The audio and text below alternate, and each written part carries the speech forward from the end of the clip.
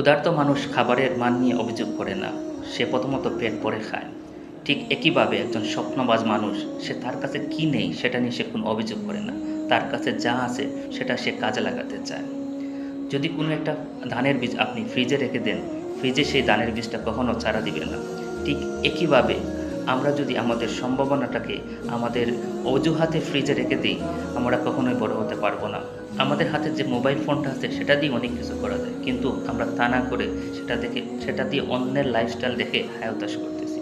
দেখেন ভাই, নূহ আলাইহিস সালামের ছেলে নৌকায় ওঠার সুযোগ পেয়েছিল, কিন্তু সে তার নিজের অবস্থানের উপর বেশি ভরসা করেছিল, সে মারা গেছে। আবার আসহাবে কাহাফের যুবকেরা তারা তাদের রাজকীয় অবস্থান ছেড়ে দিয়ে একটা সুবেশে চলে আসছে, যেখানে তারা সফল হয়েছে। আজ আমাদের সামনেও দুটি পথগুলো আছে। একটা হচ্ছে দুহাতের পাহাড়ে আমরা দাঁড়িয়ে নিজের জীবনকে ধ্বংস করে দিব, অন্যটি হচ্ছে কষ্ট হলেও নিজেকে এমন একটা পরিবেশে সঁপে দেওয়া যেখানে আমাদের জীবনটা পরিবর্তন হতে পারে। আসুন্না স্কিলের আবাসিক পরিবেশে অনেক যুবককে আমি দেখি যারা দেশের বিভিন্ন প্রান্ত থেকে আসে এবং এখানে তাদের নিজের পরিবার, আত্মীয় স্বজন সবাইকে ছেড়ে চলে আসে শুধুমাত্র একটি কাজের জন্য, তার নিজের দক্ষতা উন্নত করার জন্য তারা চলে আসে। কারণ তারা জানে ফ্রিজ অনেক আরামদায়ক, কিন্তু ফ্রিজে চারা জন্মায় না। চারা জন্মানোর জন্য রোদে পুড়তে হয়, বৃষ্টিতে ভিজতে হয়, সংগ্রাম করতে হয়। তাই সিদ্ধান্তটা আপনার। আপনি কি নূহ আলাইহিস সালামের ছেলের মতো ধ্বংস হবেন, নাকি আসহাবে কাহফের যুবকদের মতো একটা রক্ষিত স্থানে চলে যাবেন?